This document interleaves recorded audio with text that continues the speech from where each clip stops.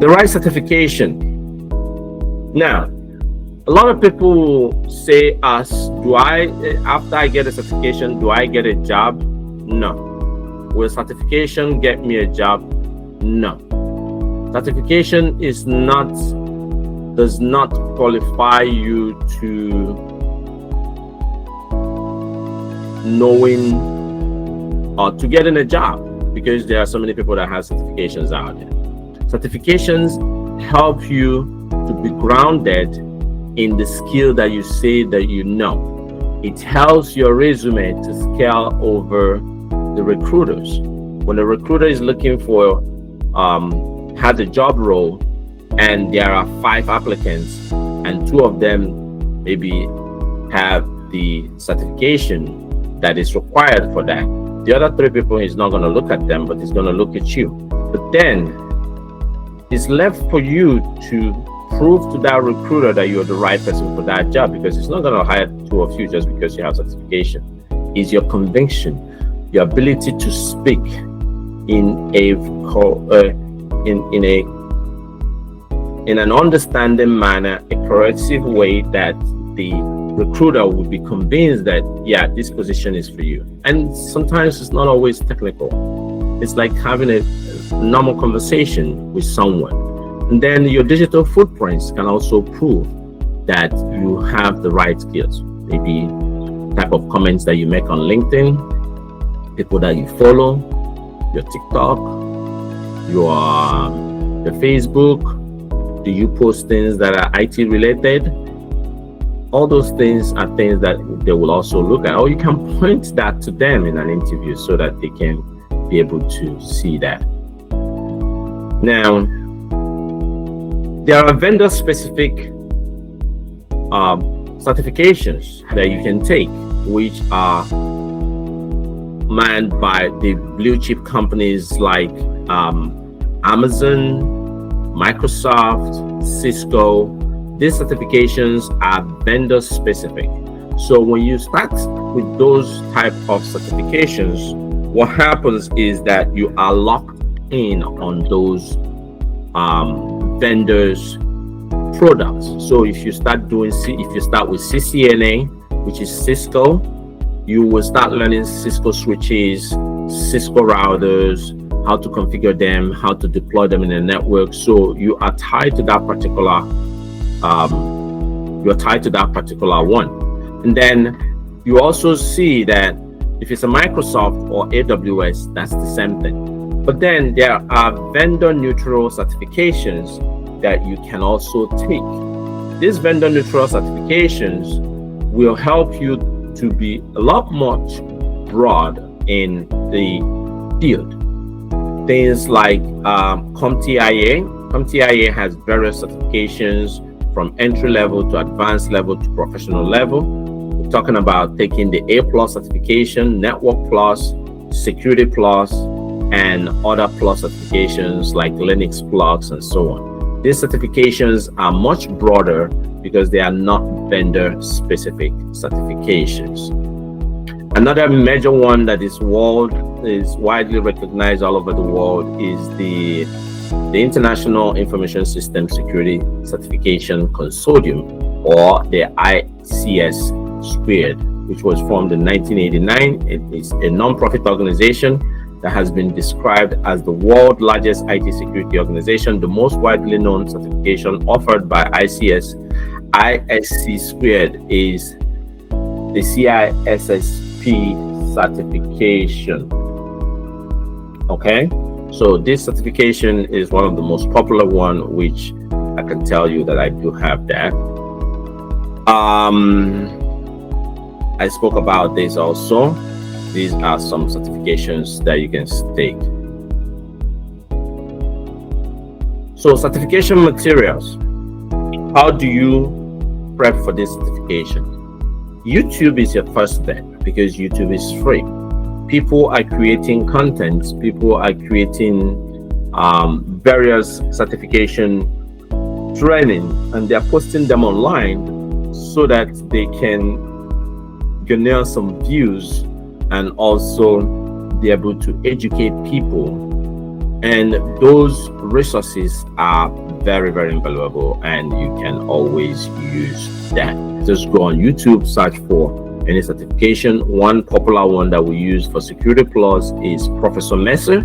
Professor Messer's certification or study group is one of the best. I used it when I was doing my Security Plus program, and he also does Network Plus and A Plus study groups, which is very, very good.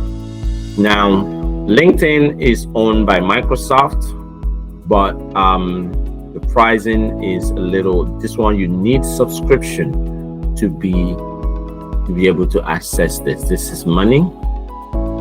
But one thing is, most of these companies, they do have regional pricing. What they charge us here in the United States might not be what they charge over in Nigeria. Some educational institutions also offer these things free to their students as part of their educational process. So look out to see, probably if you're in college, if your school offers this, take advantage of it. They do have a lot of courses that are out there that can help you also self-study. Pluralsight is another one. It's a very good site. Pluralsight is under a subscription format. You have to subscribe to their platform, pay a monthly fee or yearly fee to have access to their material. That is Pluralsight. Udemy. But these first two, LinkedIn and Pluralsight, the downside of it is once you stop your subscription, you lose access to those materials. You can't go back to say, okay, let me do a reference to those materials again. So the training materials, Udemy, one good thing with Udemy is that Udemy will, when you buy a course on Udemy, which they always have sales every day, when you buy the course and once you pay for the course becomes yours. So it's a very good source how to start businesses. You'll find that there. YouTube thumbnail, art strategy, different things, because people create courses and post them there. Now, this is another good material. This is Cisco Network Academy. Cisco Network Academy has various IT related trainings, self-paced and instructor-based also, but self-paced are free. All you need to do is Google for Cisco Networking Academy or NetCAD. NetCAD is a NetAcad, I think. They have networking, they have security, they have different things that will help you at least self-train yourself on information technology. So it's a very good source also to start with for those that will be able to self-pace themselves, because learning is something that we do in different ways. There are some people that like an instructor-based environment. There are people who can sit down, hunker down and study themselves. There are also people who can form a study group so that they can bounce information out among each other and learn from that. Some people like to learn and teach. By teaching, you are actually reinforcing the knowledge as you do, just like I'm doing now. I don't know everything, but what I know I can share. And in the process of sharing, I'm also learning. Now, when you talk about this humongous thing that faced us in the past 5 years called artificial intelligence, how do you use it? Artificial intelligence is one of the most powerful advancements that we have had in the last 10 years. And at the rate that it has taken over, there's no new technology that has taken over the industry or our life as this has, because it helps you reduce the amount of time that you put on doing things that you used to do before. Something like creating a brochure, something like marketing.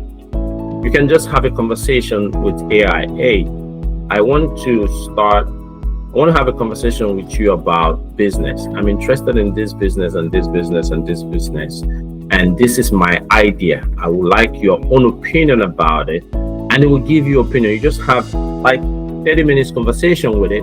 You say, okay, generate a PDF copy of this conversation I have with you because I want to make it as a documentation. Brag, you will see the information. So what helps you do that is your ability to do what they call prompt engineering.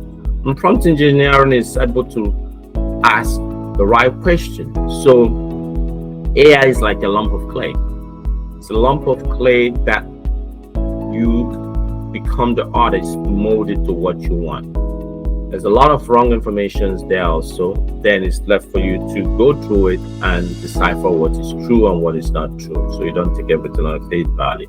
So AI, even the way we study these days, if you have an exam prep question, you copy exactly what the question is and ask your AI, maybe your open AI, and say, choose the correct answer to this. When it chooses, you give it option A, B, C, and D. When it chooses option C, you're like, okay, why is option C better than option D? And why did you make that decision? Okay, explain to me on using the knowledge of a 5-year-old to explain to me why this is the correct answer to this.